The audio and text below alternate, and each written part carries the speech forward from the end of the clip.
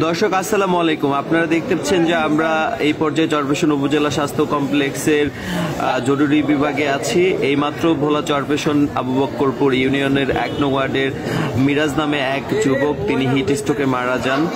অতঃপর তার পরিবার তাকে চরপেশন উপজেলা স্বাস্থ্য কমপ্লেক্সের জরুরি বিভাগে নিয়ে আসার পরে এখানকার যে চিকিৎসক ছিলেন সেই চিকিৎসক তাকে মৃত বলে ঘোষণা করেন।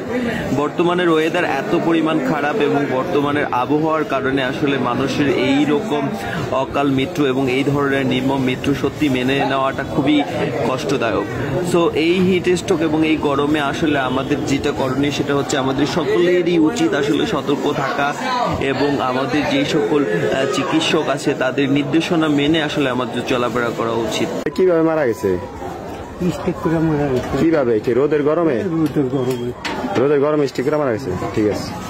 মতলব মিয়ার বাজারের পাশে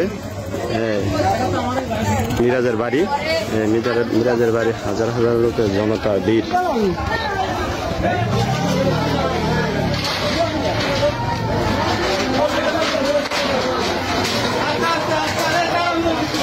মিরাজকে দেখার জন্য মানুষ ঘর বাড়ি বন্ধ হয়ে যাচ্ছে।